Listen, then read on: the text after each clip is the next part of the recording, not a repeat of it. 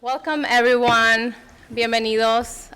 It is such a pleasure to have this big crowd to join us in this event to talk about the Puerto Rican, what we're calling Puerto Rican Florida. The title of the panel today is Puerto Rican Florida Post-Hurricane Migration, Integration, and Participation.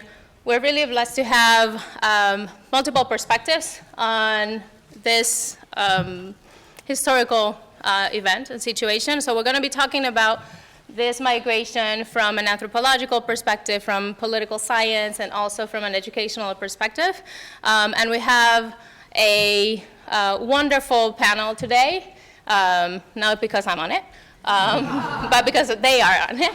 And we really look forward to the conversation and to also hearing from you about your questions, your thoughts, your ideas around this topic. I'm going to introduce my dear friend and beloved colleague, Awilda Rodriguez, who's going to provide some information about the panelists for today. All right?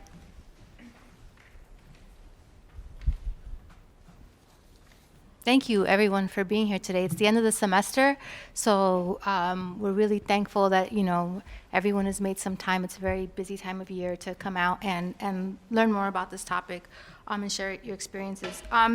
So first we have Dr. Duani, who is the director of the Cuban Research Institute and professor of anthropology in the Department of Global and Sociocultural Studies at Florida International University, FIU.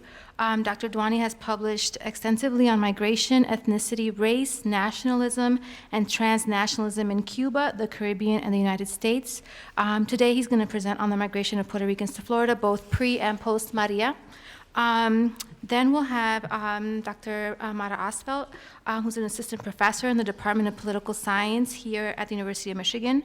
Her research broadly focuses on the relationship between race, media, and political attitudes. She's currently working on projects exploring media coverage of protest activity, the implications of different methodological approaches to studying Latino public opinion, and the attitudinal consequences of descriptive representation. So today her talk will focus on the political implications of Puerto Rican migration in Florida. And finally, Dr. Rosario Ramos is an assistant professor in Ed Studies here in the School of Ed. Her research focuses on studying the intersections between adolescents' participation in civic engagement activities and their development of critical literacy skills. And then myself, Dr. Rodriguez. I'm an assistant professor here in CSHPE, the Center for the Study of Higher and Post-Secondary Education, and my research is really at the intersection of higher education policy, college access and choice, and the representation of Black, Latino, and low-income students in post-secondary. And so today, Anita and I will be talking about the presentation, the educational implications of the Puerto Rican migration post-Maria to Florida. So thank you.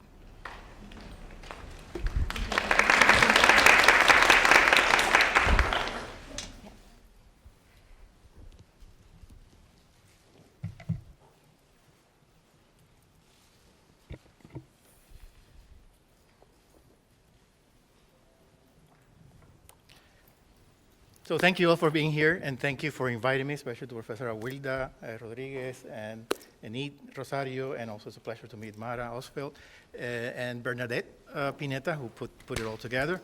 Thank you for your hard work. And I'm also very happy to see my colleagues, Silvia Pedraza and Lara Fontaine, whom I have known forever, and it's great to be back on this campus.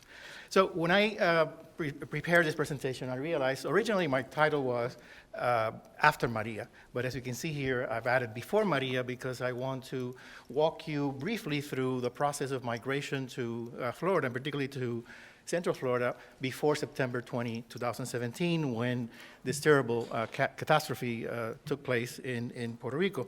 And my argument, just to tell you before I actually go through it, will be that the hurricane aggravated a very difficult situation already, which had been going on for at least 10 years, a decade of recession, public debt, poverty, unemployment, and many other calamities that unfortunately have not been addressed fully even after a year and a half of the hurricane.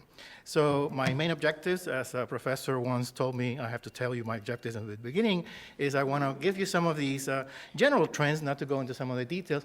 And also a footnote here is that unfortunately we don't have 2018 data on migration patterns from Puerto Rico to the U.S. We do have some estimates, and I'll mention those and basically tell you that just this week, the latest census estimate of the population of Puerto Rico shows that Puerto Rico actually lost 4% of its population since 2017.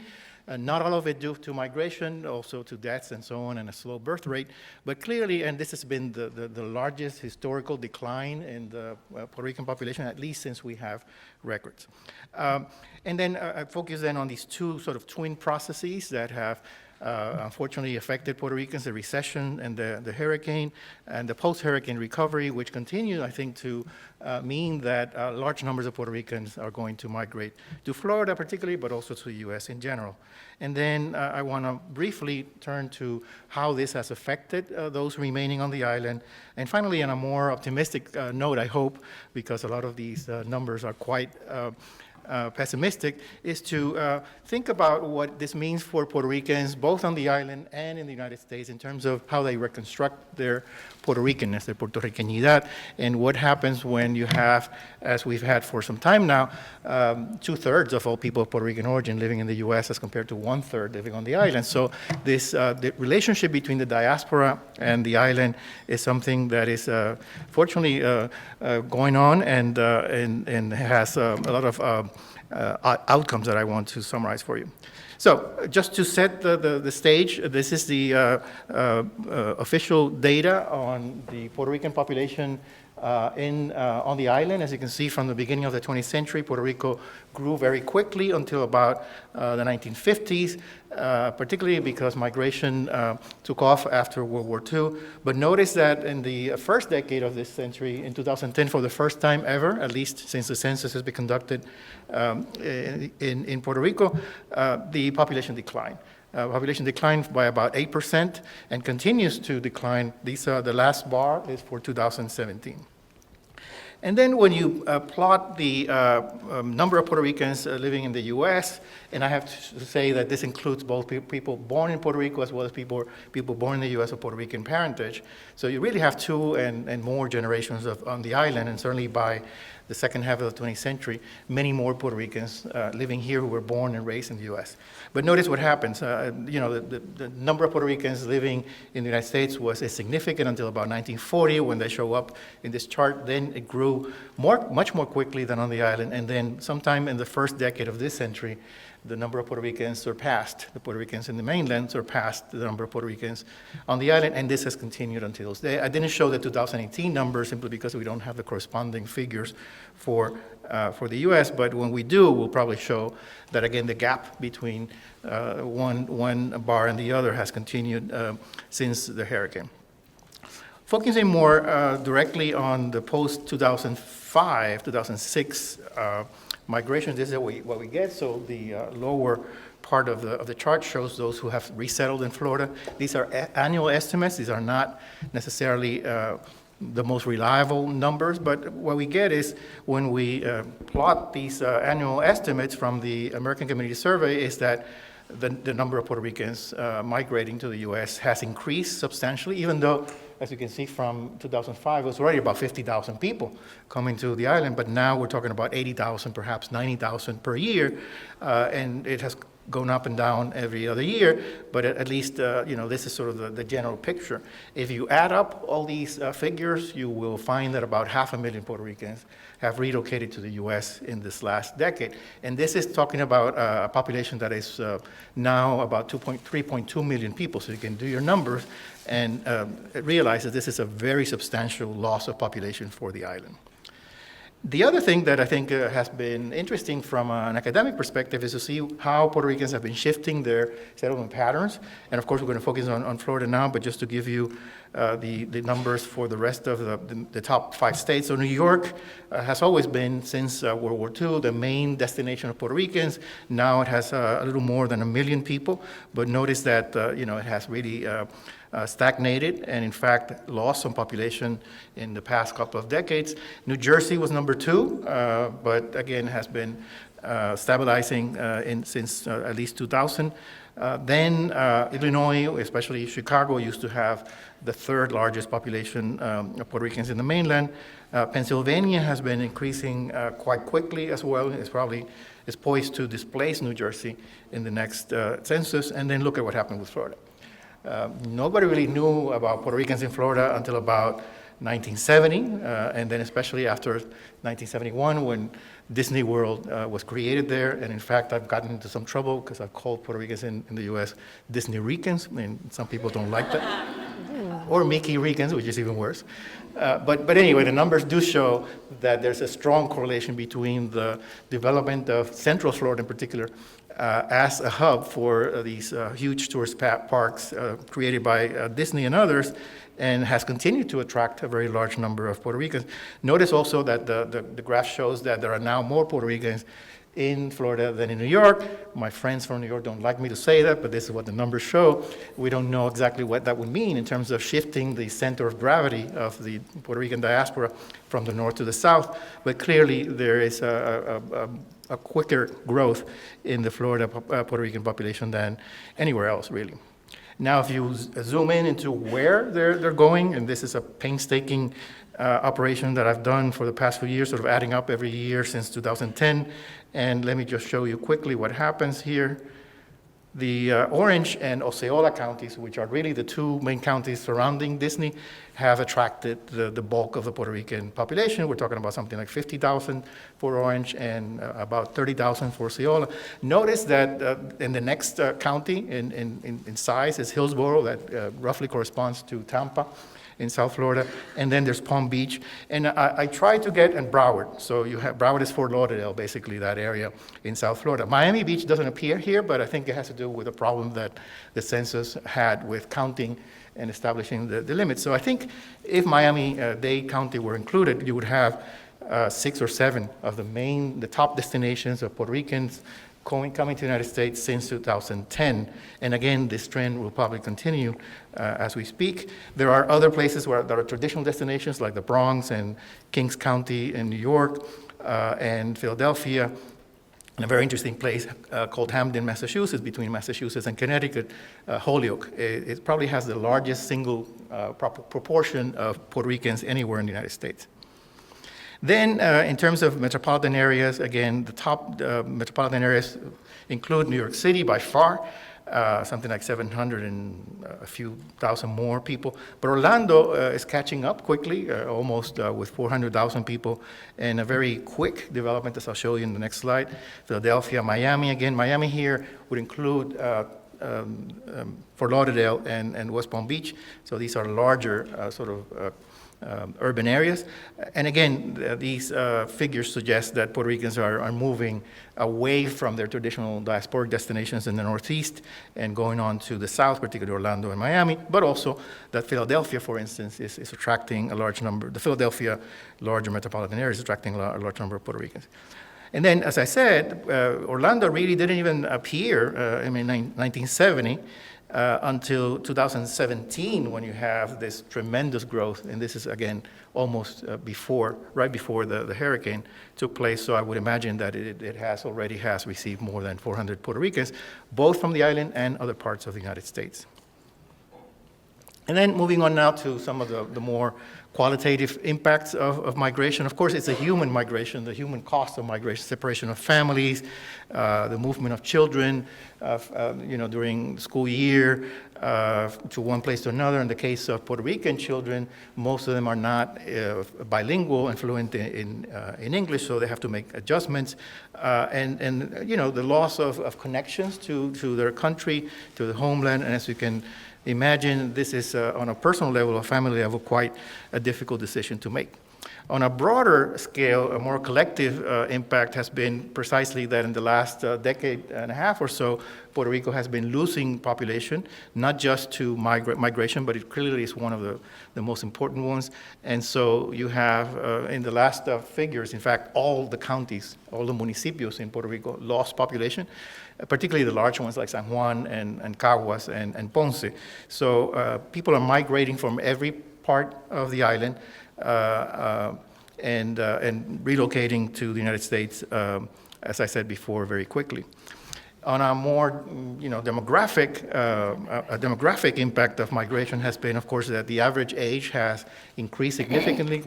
We now have in Puerto Rico one of the largest populations over 65 years old. In fact, more than in the U.S. mainland, and comparable to Cuba, Uruguay, which are the oldest societies in the hemisphere. And this, of course, is going to create all kinds of demands for health services, for transportation networks and so on. And particularly in this picture I chose because it's also not only elderly people, but women, particularly older women over 65, 75, who are also often taking care of their grandchildren or, living by themselves.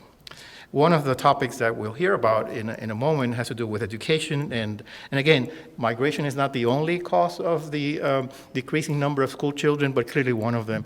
And on a practical level, we've seen in the past few years the closing of schools in Puerto Rico, the reduction in teaching personnel, and all kinds of problems that are being dealt with and that will continue in the future because we still have a declining number of children. Even at the university level, we see that because fewer children are being born or are studying in school, once they get to University of Puerto Rico and other universities on the island has seen a declining student enrollment. Economically, the island of Puerto Rico is in shambles. The public debt is extremely high.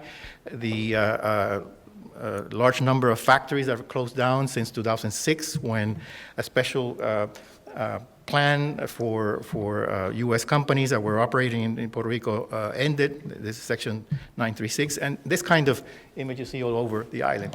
Shops that have been closed down, graffiti in different places, activities that have been suspended. The real estate market is also a problem. A few houses are being bought and sold. So in general, the economic activity level of Puerto Rico has declined significantly, and unfortunately, there's no immediate change in sight. And of course, in 2017, when Maria struck, one of the most significant negative impacts of the hurricane was the whole power grid. Practically disappeared and collapsed, and still in some places on the island outside of San Juan, you still have an issue with the electric power. Sometimes it goes back and returns, but and then long term, the issue is how to reconstruct that infrastructure so that it's more resilient and more able to respond to future hurricanes. On the more positive side, I would single out this one, which I think is an important one. Even though Puerto Rico doesn't produce by far enough food to sustain its population since the 1940s and 50s, when most of the food is imported from the U.S., there has been a return to organic agriculture and some of these farmers markets. And this one is in Rio Piedras. I think it's a positive sign. There are young people who also are trying to lead a more natural lifestyle. And this is, again, a response, an immediate response to the crisis right after Maria. And the final part of my presentation, which I hope it will be a little more optimistic, has to do with what happens when people do move or when they stay back, and how do they keep in touch with each other. The term transnational, when you apply it to Puerto Rico, is controversial. I have to recognize it. But I mean that these are social, economic, and cultural, as well as political ties that are sustained over long periods of time, sometimes over long distances by Puerto Ricans here and there. And I think this girl here must be in her 20s now, because it was part of a Puerto Rican parade and taken by the National Geographic in the 1990s. But I think it captures much of this colorful and lively exchange between Puerto Rico and the United States, particularly in Orlando and other places where they settle. So Disney Ricans, as I said before, is sort of just a way to identify Of course, in the history of Puerto Rican migration, the term Nuyorican has always been considered to be quite negative, but other terms like Florirican, Diasporican is a very interesting term, which of course has been used by Mariposa Fernandez. She coined the term in her poem, Ode to a Nuyorican. But the idea that the Puerto Ricans can adapt and adjust to different places, different climates, and create different identities in each one of the places where they go to, I think is an interesting one. Let me just show you a couple of ways in which I think the transnational identity of Puerto Ricans is being constructed and preserved. The Puerto Ricans in the audience will recognize some of the symbols, the flag, El Morro, the castle, the kites in the back of El Morro, and of course the old San Juan balconies. The food is great, by the way. This is a real Disney-egg type Puerto Rican restaurant called Pal Campo in Orlando. But there are many of these, and especially food, I think, attracts a lot of the activity that relates to Puerto Rican identity and how it's being reconstructed and preserved in Orlando. Through trade as well, and of course, I mean, this is a relatively new restaurant that was created by a Puerto Rican entrepreneur who moved to Kissimmee. Actually, he didn't move there permanently. He goes back and forth, and then he can sell anything that has to do with the Puerto Rican flag. Again, there's El Morro, there's a semilla, a sign of the coquí, and whatever basketball T-shirts, names of different towns in Puerto Rico that people come from. So obviously, Puerto Ricanness sells, and it's a way, again, of creating and maintaining these links with Puerto Rico while living away. This is another example, I think, of the nostalgic gesture. It's Asociación Borinqueña de Orlando. It has a different name now, but it's the largest social club in Orlando with about 4,000 members. And of course, when they decided to build the house or the structure, they used El Morro and the classical architecture that reminds them of San Juan. There's food here, there's music, there are galleries, there's drinking, anything that can, again, bring together Puerto Ricans who are home away from home. An interesting aspect of the Puerto Rican community in Orlando and in Florida in general, this is comparing the three main places that I'm talking about, Orlando, New York City, and Puerto Rico, is that, of course, anyone who knows anything about Puerto Rico knows that Puerto Ricans are primarily Spanish-speaking. Only 5% or so of all Puerto Rican households speak English at home. And I would imagine many of these are return migrants from the United States, or perhaps the small American community on the island. Of course, in New York City, comparing the same statistic, you have a larger percentage of second-generation households, about a third, who now speak English only. But the majority of the population there as well is able to at least communicate, especially with their abuelas and their other older relatives, in Spanish, and then you have like a multiple language activities going on within the same family. Orlando, however, the Orlando metropolitan area, because it's such a recent destination for Puerto Rican, is still largely, among Puerto Ricans, still largely Spanish speakers. And I would imagine that the recent migration post-Maria has intensified this Spanish language dominance. Of course, over time, you still find the same kind of process that we know takes place among other groups, which is that second generation, third generation Puerto Ricans will replace the language spoken at home from Spanish to English, or perhaps using both. So in fact, just to say one more word about this, I think Puerto Ricans in Florida have contributed to the growing Hispanization or Latinization of the state and of the city. And of course, in other places like Miami or Tampa, you do find not only Puerto Ricans, but also Cubans and others who are coming in very large numbers, and Spanish is usually spoken quite frequent. So to conclude then, there is a resurgence of mass migration both before and after Maria. Maria really accelerated the number of Puerto Ricans relocating in the mainland. Most reliable estimates, I think, talk about more than 135,000 Puerto Ricans since the hurricane.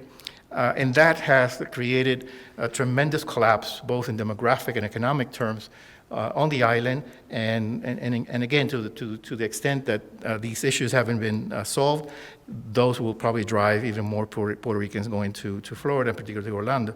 This has led to the so-called Puerto Ricanization of Florida, which may be an exaggeration, but at least in places like Orlando, where you have a very strong concentration of Puerto Ricans, who are really the largest Hispanic group there. Cubans don't really represent a major group in that city, so you will continue to have, in some places where they settled in large numbers, and even if you focus a little more on certain neighborhoods, like Buenaventura Lakes, which is the largest Puerto Rican neighborhood in the island, in Florida, you will find, again, food, the flag, Spanish, and other cultural practices being preserved.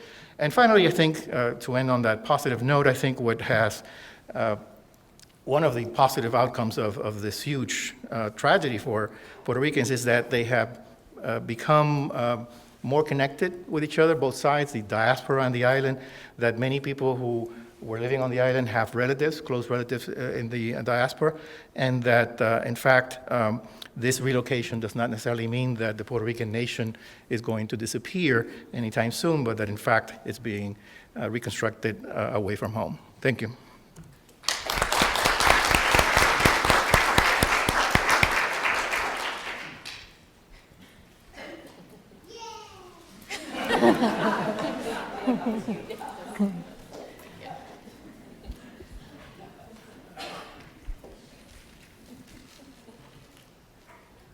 Well, thank you so much.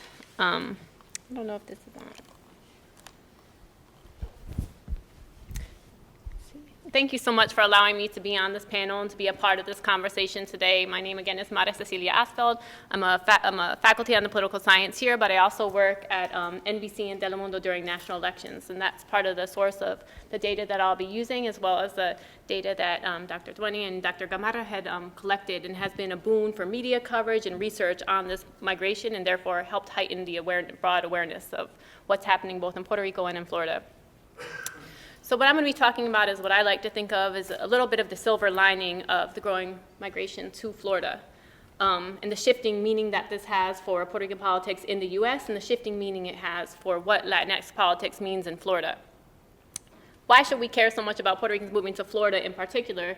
There's a couple reasons that might come to mind, and it's important to keep into account. First is just that Florida is the state with the third most electoral college votes. So when you're a president running and you want to reach that 270 mark, hitting Florida is extremely powerful as a state with 29 electoral college votes. That alone isn't that significant, but it's the fact that the margins of victory in Florida are razor thin. Anyone who remembers the 2000 elections, remember that that election was determined by 537 votes in Florida. So because of these two things, 9 out of the 10 past presidential elections have gone to the president that was supported in Florida. Presidents, candidates, everyone knows that, and that's part of why the per capita election spending in Florida is greater than any other state. This is also part of why even tiny groups of voters in Florida, if they have any shared interest, are enormously politically powerful. Candidates obviously know this. Candidates, again, spend more money in Florida than any other state. And a classic example of this is the attention that Cuban Americans have received. Cuban Americans have been sought, have been campaigned to by every president, especially since Kennedy, and every president since Kennedy has taken executive action that's trying to reach out to Cuban Americans. And you can see that in each of these. What's important about each of these pictures is that this is long after the Cuban Missile Crisis was a concern. This is long after the U.S. was concerned about regional governments going over into turning to socialist governments. These actions are only directed towards gaining Cuban American votes. This is important context for understanding the political power of Puerto Ricans today in Florida, because just looking at this picture, this is when Clinton signed the Helms-Burton Act, 1996. This is a year after he implemented his wet foot, dry foot policy. Again, 2 presidential actions that were designed to win the support of Cuban American voters. And these all happened when Latinos were about 7% of the electorate in Florida. Cuban Americans were about half of the electorate at that point, and so that was about 3% of the electorate in Florida, and they were eliciting that type of action from candidates and from presidents year after year after year. But as was just pointed out, we know that not only the population, but the electorate in Florida has changed profoundly in the last 20 years. Today, Latinos as a whole are about 20% of the voting eligible population in Florida, and of that, about a third of them today are Puerto Rican. This positions them as about 7% of the electorate in Florida, which is twice as much was enough to get the Helms-Burton Act and the wet foot, dry foot policy in 1995 and 1996.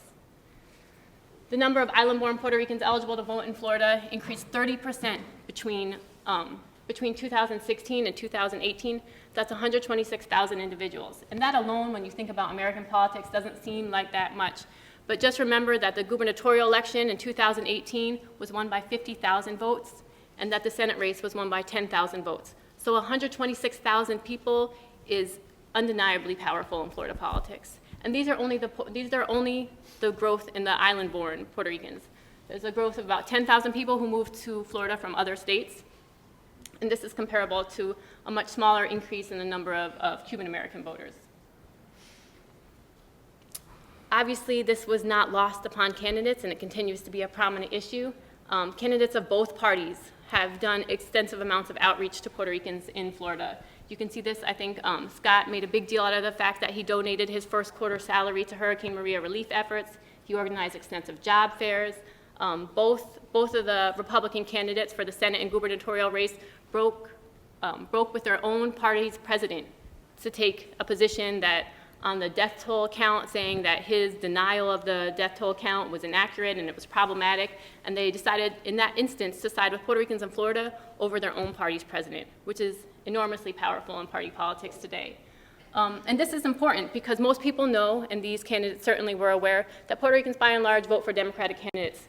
70% of Puerto Ricans tend to vote for Democratic candidates. So the fact that they were willing to invest this in seating just small margins of voters was really politically powerful. This is also powerful because we know that when we look at public opinion data, that the most important issue for most Puerto Ricans is economic issues. And on these issues, they tend to be more liberal than other Latinos and even more liberal than a lot of African American voters. So when it comes to supporting aid to address racial disparities, they're among the most liberal racial or ethnic group. Supporting government insurance, again, more liberal than other racial or ethnic groups. Guaranteeing jobs and basic income. Aid to low-income families that tend to not only be more liberal on these issues, but on issues that are at odds with Republican candidates. Despite this, candidate Scott's outreach to Puerto Rico and to Puerto Ricans seemed to be very effective. About 75%, according to Dr. Duani's own data, indicated that about 75% of Puerto Ricans had favorable views of Republican candidate Scott. And this was particularly pronounced among the more recent waves of Puerto Rican immigrants who had upwards of 80% rates of favorability. It's important to note that this was not like a shift in attitudes towards the parties. This wasn't indicative of a shift in partisan alignment, but this was a reflection of support for this individual candidate who is doing extensive amounts of outreach. And you can see that in very contrasting views of favorability towards Trump, where less than about 15% had favorable views of him. This has been powerful enough that it's not just something that candidates are aware of, but it's media outlets and researchers are aware of. I've been working for NBC and Telemundo since 2010, and year after year we've talked about asking people whether they identify as Puerto Rican on the exit poll, and year after year they said no. 2018 was the first time that they said they would finally add this one line, which sounds ridiculous and silly, but this one line costs millions of dollars. This one line means that they can't ask other questions. But it finally reached a point where media outlets, researchers, and politicians alike saw this as a sufficiently powerful population and sufficiently important population that they wanted it on the national exit poll. So did all this outreach matter? Was the outreach, were these favorable views for Scott, were they enough to generate support among Puerto Ricans? By and large, according to the national exit poll, Puerto Ricans still voted for the Democratic candidates, both in the Republican and the Senate races. About 62% supported Nelson in the Senate race, according to the exit poll. But this is a shift. When we think again about how Puerto Ricans tend to usually the margin is about 70-30. So this indicates that he did make inroads, and those inroads were often discussed as what pushed him over the edge and what won him the election, what won Scott the election. It's also important to put this in context and note that DeSantis' margin of victory was smaller. About 5% of Puerto Ricans, about 5% more Puerto Ricans supported Scott than DeSantis, which also means that about 5% of Puerto Ricans were splitting their ticket. We're voting for one party on one race and another party on another race, which also highlights their importance and their willingness to vote not based on partisan allegiance, but vote for the candidate they feel is doing the most for their interests, and in this case, for island politics. So that's a brief overview, and the 3 key points that I wanted to drive home here are just that, 1, Puerto Ricans are a powerful and growing political force, not just in Florida politics, but this is going to have profound implications in the 2020 race. This is going to have an important effect on the national politics. The strong liberal leanings of Florida are likely to shape the future of this state, which has historically been considered a toss-up state, but it's unlikely to be considered that way if this population continues to grow. There's already evidence of this when we look at the partisan affiliation of Latino voters in Florida. We see that the number of Latinos who have registered with the Republican Party, that red line, has remained relatively flat, where the number of Latinos who have registered with the Democratic Party or as independents has continued to grow at much sharper rates. And this is a powerful sign for what's to come in Florida politics. And lastly, what 2018 really showed and should be important for future candidates is that Puerto Rican voters in Florida have indicated that they're willing to move their candidate allegiances, and they're willing to support candidates of either party, depending on who takes action on the issues that are important to them, and especially in this case, on island politics. Thank you.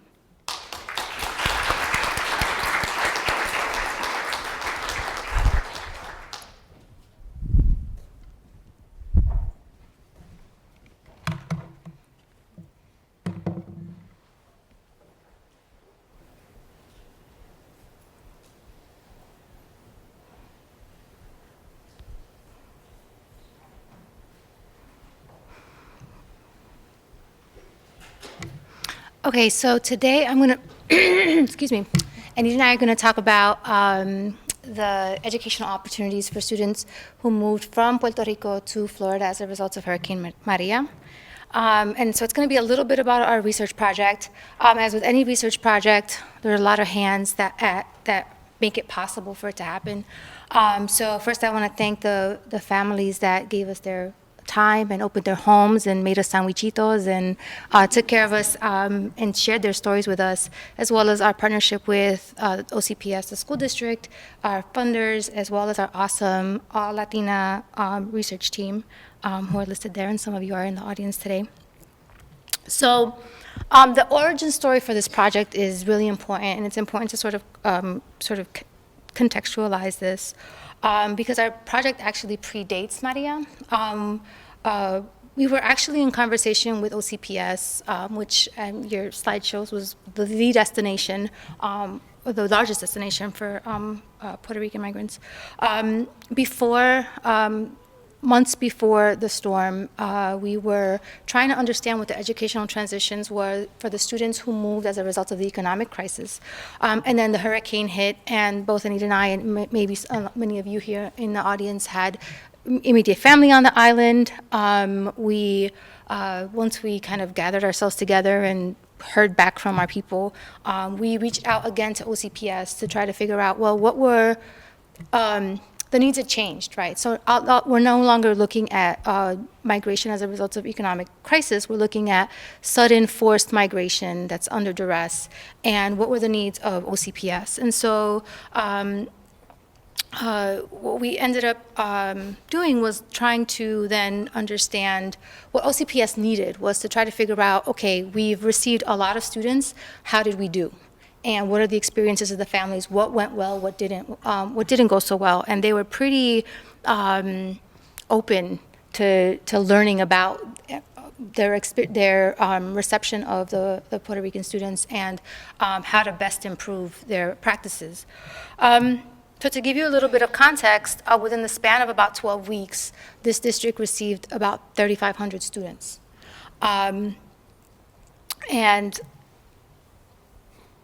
But I think it's also important for us to sort of situate what these students and these families were moving into, right? And to wrap around the national discourse. So at the time, there was the national discourse around post-Maria Puerto Ricans was really around their deservingness, right? And the response needed to be rationalized because these were American citizens, right? You saw this on CNN, you saw this, CNN reminding their viewers, and in this example, the governor of Puerto Rico reminding the president that these were American citizens, right?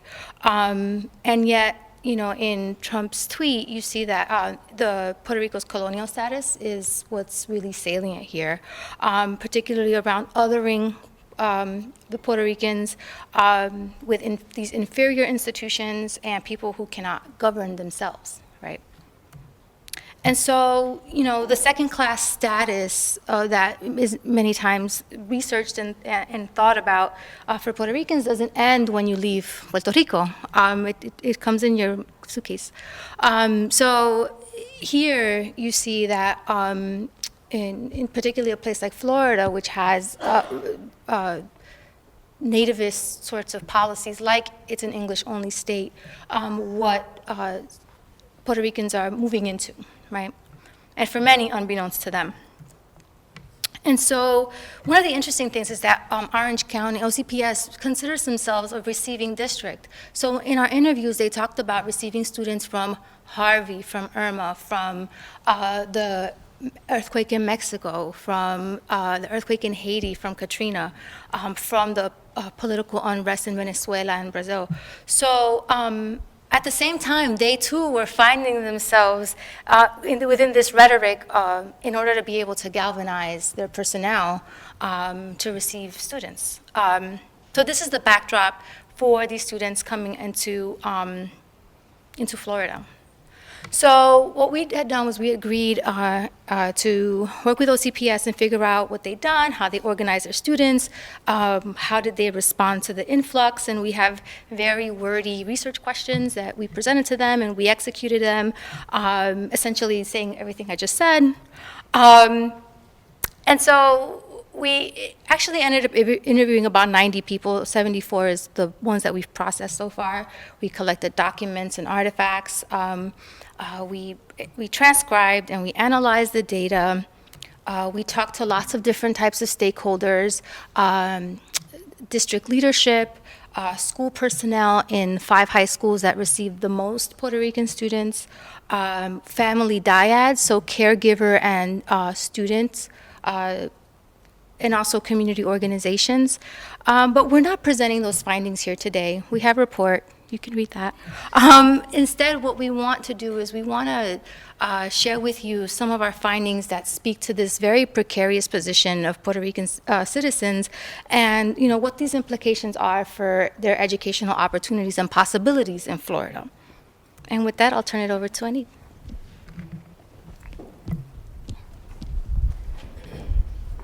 Thank you.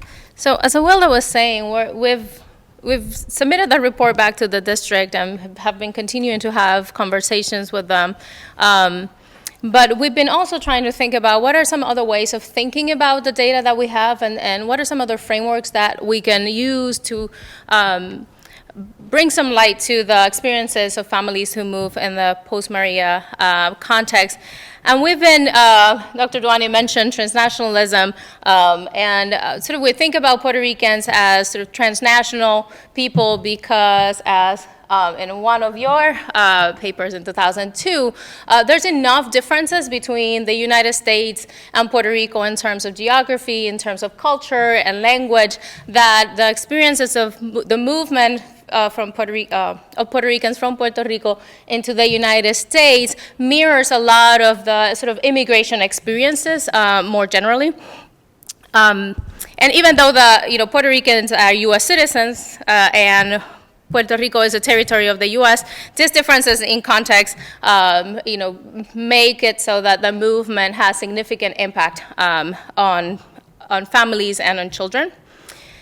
So we can use Lat-Crit and critical race theory to examine the experiences of migration of Puerto Rican people, particularly as their experiences as racialized people in the U.S. are very different from the ways in which racialization happens in Puerto Rico. So that movement also implies sort of a shift in identities and identifications and so on. And particularly for our project, help us think about the issue of linguistic difference as a sort of a salient part of the Puerto Rican experience that the district highlighted over and over again. Do students know English? How much their proficiency impacts their access to educational opportunity and the kind of supports that were provided for students who fall in different points in that spectrum. And I think it's important for us to sort of think about colonialism as a framework for understanding the experiences of Puerto Ricans in general, and certainly seems true for the young people who moved into schools in Florida. And there have been, work around, we mentioned diasporican. There's the body of literature. It's not huge, but there's a body of literature about diasporican education, what works and what is important to acknowledge and address in order to best serve Puerto Rican students. And part of that has to do with understanding the colonial relationship between the U.S. and Puerto Rico and how that impacts not just political processes writ large, but also the very individual experiences of people as they move from one place to the other. And in terms of the findings, I think we're going to start with talking about general narratives about Puerto Rico and Florida that we found in our data, and then sort of talk about how that translates or has implications for the educational opportunities and experiences that hurricane-displaced students experience in Florida. We found in general there's negative sort of deficit narratives about displaced students and Puerto Rico. There's this narrative that things are better in Florida, that we wanted to, the narrative frame, the ways that OCPS personnel, so this narrative not just, again, frame ideas about Puerto Rico and US as political context or economic context, but it had implications for students' experiences. So there's this general idea that, everything is better in Florida. That the academic expectations are higher in Florida, educational institutions are better resourced and run smoothly. So there's sort of this idea that the people were moving into a better space educationally. There's also, across the board, we heard this narrative about the private educational system in Puerto Rico is better than the public educational system in Puerto Rico. Right? The idea that private schools are more rigorous, they provide better curricula, students who study in those spaces are more English proficient than the students who are educated in a public system in Puerto Rico. And this has implications for, this sort of also was tied to how people talked about what they call the first and second wave of students. So if you can imagine in the immediate aftermath of the hurricane, leaving Puerto Rico was very difficult. It was costly. Airline tickets skyrocketed in price. So the people who were able to leave Puerto Rico in the immediate aftermath were seen as having sort of more resources coming from wealthier families than people who started moving out of Puerto Rico when airline travel started to stabilize a little bit more. And that had implications for how students were seen, right? So students who came in at the beginning were seen as these are people who come from wealthier families, they've attended private school, they're really well prepared academically, they know English, they're fine. One school administrator said it's very easy to plug them into whatever's going on. And then we heard this narrative about the second wave, right? This idea that, and then the students who are from lower income families, who were attending public schools in Puerto Rico, and who were not as proficient in English, that was a challenge, right? At first we were fine, and then the challenge came. And our interviewers across stakeholders, it's interesting because they all spoke about the perceived differences in cultural norms between Puerto Rico and Florida. So families talked about, a lot of parents said, or caregivers said, in Puerto Rico, I can just walk into the school and talk to the teacher. Right here, I have to make an appointment. I have to go through the front office and go through security. And that limits my access to information about my child's educational experiences. Students also talked about the differences in their relationships with teachers, right? They found teachers in Puerto Rico to be warmer in nature, more fun. They talked about teachers being a masilón, and that teachers in the US were more strict and a little bit cold. I mean, that could be part of they're just entering a space and they haven't developed those relationships. But there was this perception that the spaces were different. Interestingly enough, we also sort of heard from school personnel who recounted sort of their efforts to help Puerto Rican students to sort of adapt to the new environment. Some of them used the word assimilate. So as one of the school administrator we talked to, who was Puerto Rican themselves, said, I've had to tell them, listen, I get how we talk, I get how we are, I get how we express ourselves, but you are in an environment that there may be some teachers that do not understand. And I told them, you have to be able to adjust your volume and be respectful. Is that in Puerto Rico? Hey, ¿cómo está? You know, I'm in the hallway. I'm sure it's the loudest hallways it could be. Here, they can't walk like that. You're not in the hallways of Puerto Rico. Okay. So even though the personnel recognizes differences in sort of cultural norms, their efforts were largely on helping students adapt and adjust their behavior and their you know, cultural practices into the school system. And there was very little mention about how the school needed to also adjust and adapt, even though this is a school district that has been receiving Puerto Rican students, like you said, for over a decade. And there was this, we found that the responsibility for helping students navigate educational opportunities in Florida largely landed on the Spanish-speaking and Latinx personnel. Right? So for example, in our interviews, we heard, you know, most of the social workers are from Puerto Rico. They're awesome. They love them. They're really committed to them. They've done a great work. And we also heard, you know, there's some teachers that actually don't have the aptitude or are not as welcoming of Puerto Rican students in particular, but also, you know, students who were speakers of other languages, et cetera. So the perception that the Latinx and Spanish-speaking personnel were sort of better positioned to support displaced families led to an over-reliance on their caring for students. And then on the one hand, we kind of see the value of having personnel who shared some of the identities of students. We heard from families who said it was really nice to have someone who spoke Spanish. It was really nice to have someone to talk to who was also Puerto Rican. And yet this over-reliance on personnel who were seen as linguistically and culturally closer to students allowed the non-Latino, non-Spanish-speaking personnel to sort of not take on their own responsibilities as educators in that context.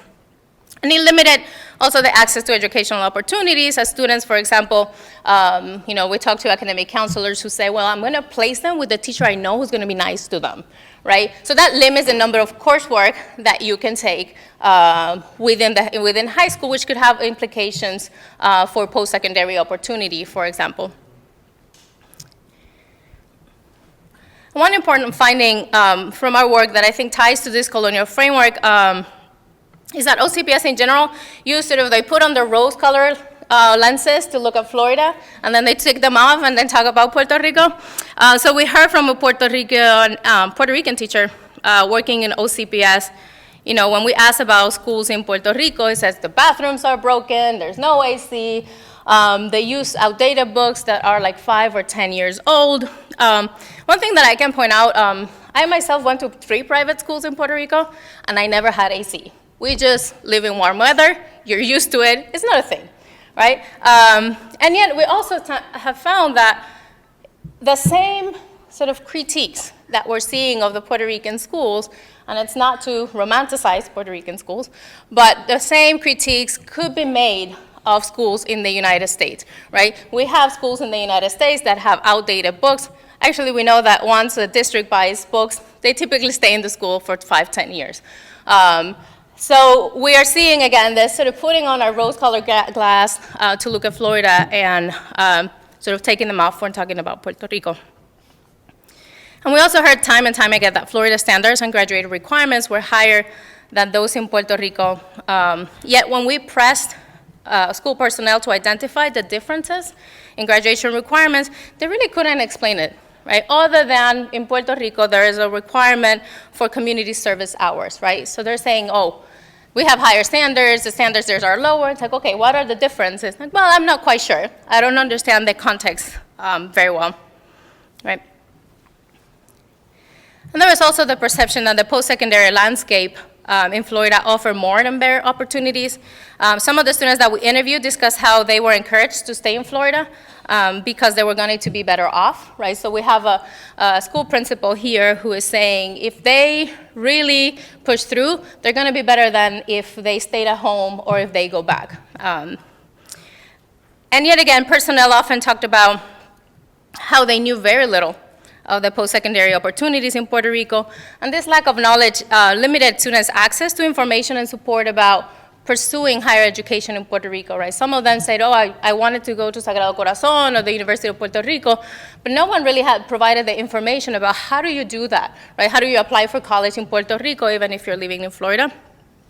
So we found that for many hurricane-displaced students, this meant being sort of shepherded to the local two-year college, even for some of the students who had aspirations to attend four-year institutions in Puerto Rico.